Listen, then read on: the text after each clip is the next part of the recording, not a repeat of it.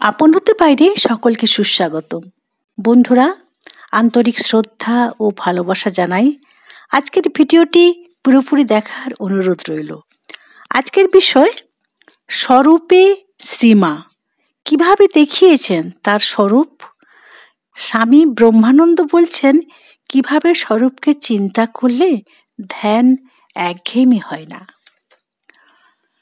যোগীন্দ্র পূজ্যাং যুগধর্ম পাত্রী, যিনি যোগীন্দ্র পূজ্যা, সেখানে তার স্বরূপ বোঝা আমাদের বুদ্ধিতে আর কতটুকু।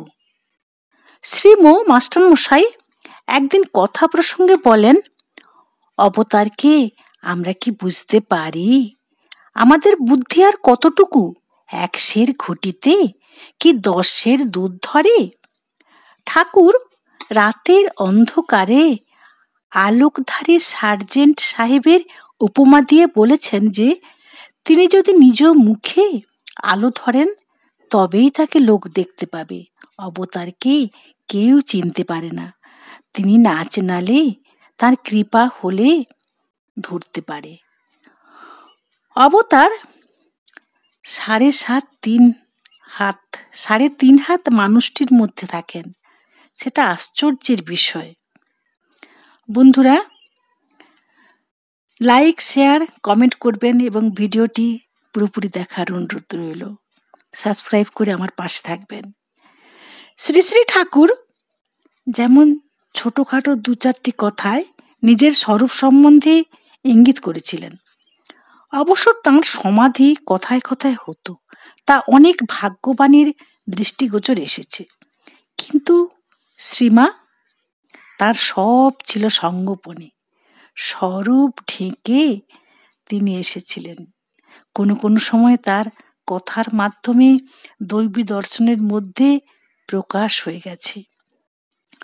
তার জন্ম সম্বন্ধে একসময় বলেছিলেন, আমারও জন্ম ওই রকমের মতো, অর্থাৎ ঠাকুরের মতো।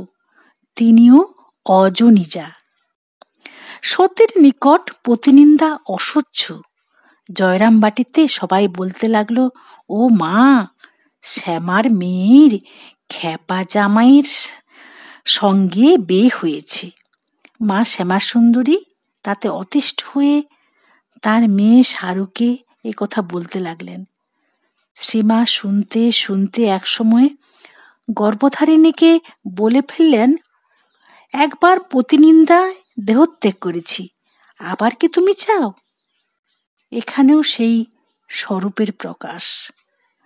দক্ষিণ ভারতে রামেশ্বরের বালুকাময় লিঙ্গমূর্তিতে গঙ্গাজলে পূজা করার সময় মা বলে ফেললেন, ঠিক যেমনটি রেখে এসেছিলুম তেমনটি আছে। গোলাপ মা শুনতে পেয়ে বললেন, কি বললে মা? মা তখন বললে উঠলেন, ও কিছু না। কিভাবে স্বরূপ প্রকাশ করে ফেলতেন। মা যে শ্রীরাম ঘরণী সীতা, তিনি নিজ মুখেই বলে ফেলেছেন। বৃন্দাবনে যমুনা নদীতে যখন কৃষ্ণ ভাবিতা শ্রী রাধার দশা হতো, তারও সেরকম দশা হতো, তারও সেরকম ভাব সমাধি হতো শ্রীমার। তখনও তিনি বলে ফেলেছিলেন, আমি রাধা। এভাবে অনেক সময়ই নিজ মুখে বলে ফেলেছেন, আবার নিজের স্বরূপ দেখিয়েছেন। ডাকাত দম্পতির কাছে তারা মাকে কালী রূপে দেখেছিল। ভক্ত চন্দ্রমোহনের কাছে জগদ্ধাত্রী রূপ দেখিয়েছিলেন। এভাবে অনেক ভাগ্যবান ভক্ত সন্তান তাদের স্মৃতিকথায় নিজেদের ঐরূপ শ্রীমায়ের দেবী দর্শন তুলে ধরেছেন।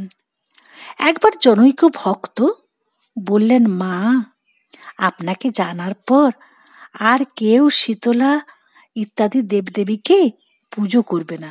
মা তৎক্ষণাৎ উত্তর দিলেন, কেন? ওরা তো আমারই অংশ। স্বামী বিবেকানন্দের কাছে তিনি জ্যান্ত দুর্গা। একবার জয়রামবাটিতে শ্রীমা ভাইদের ঘর ভাগাভাগি নিয়ে প্রচণ্ড বিষয়াসক্তি দেখে খুব কষ্ট পেয়েছিলেন। এক অট্টহাসি হেসে বলেছিলেন, মা বাবার অনেক তপস্যা ছিল বলেই আমি এ বাড়িতে জন্ম নিয়েছিলাম। সেই মুহূর্তে উপস্থিত সবাই একেবারে ভয়ে নিশ্চুপ। এও তার স্বরূপের আরেক প্রকাশ। জয়রামবাটিতে স্বামী ঈশানানন্দ একবার শ্রী মাকে জিজ্ঞাসা করেন, আচ্ছা মা, আপনাদের কি সব সময় নিজেদের স্বরূপ মনে থাকে না? মা বলিতেছেন, তা কি সব সময় থাকে বাবা? তাহলে কি এসব কাজকর্ম সব সময় করা চলে? তবে কি জানো, এসবের ভিতরও যখনই ইচ্ছে হয় মহামায়ার খেলা সব বুঝতে পারা যায়। জনৈক ভক্ত আশুতোষ মিত্র শ্রীমার সন্তানদের মধ্যে অন্যতম। তিনি লিখেছেন, একবার শারদীয়া পূজার পূর্ব হইতে জয়রামবাটিতে আছি। দেবী পক্ষে জনৈক ভিখারি আসিয়া শ্রীমার বাটির খিড়কিদ্বারে আগমনী গাইতেছে। গান শুনিয়া গিয়া দেখি শ্রীমা দ্বারের ভিতর বসিয়া গান শুনিতেছেন। গায়ক গাহিল, যাও যাও গিরি আনিতে গৌরী, উমা বড় দুঃখে রয়েছে। দেখেছি স্বপনে নারদ বচনে, উমা মা মা বলে কেঁদেছে।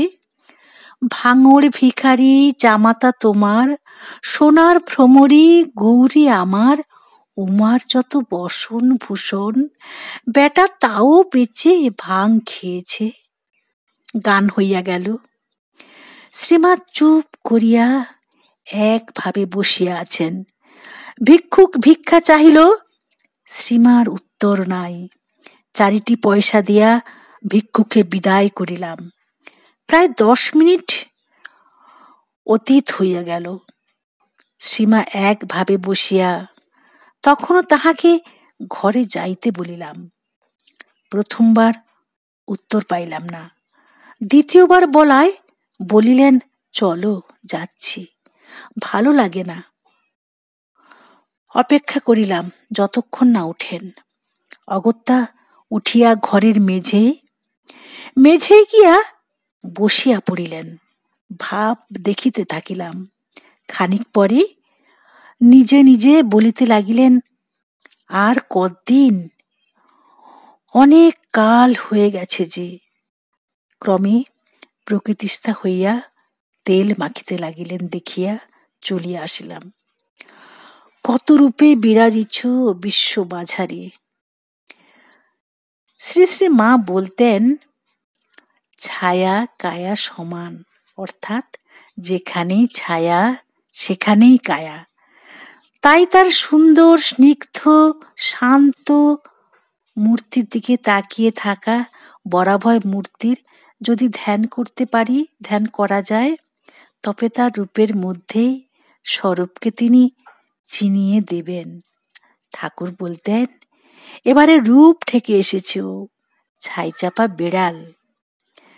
স্বামী ব্রহ্মানন্দ বলেছেন, নাম করবার সময় একটা আনন্দময় স্বরূপ চিন্তা করে নিতে হবে। তাতে নার্ভগুলো শান্ত হয়ে যাবে। ইষ্টমূর্তিকে সহাস্য আনন্দময় ভেবে চিন্তা করতে হয়, নইলে শুটকো ধ্যান হয়ে যাবে। শ্রী শ্রী মা বলতেন, হৃদয়ে যেন আনন্দের ঘট বসানো আছে। তাই খুব আকুল হয়ে তার শান্ত স্নিগ্ধ আনন্দময়ী মূর্তির রূপ ধ্যান করতে পারলে তার স্নিগ্ধ রূপের মধ্যেই তার স্বরূপ তিনি ভক্তদের চিনিয়ে দেবেন। ঠাকুরমা স্বামীজির কৃপায় সবাই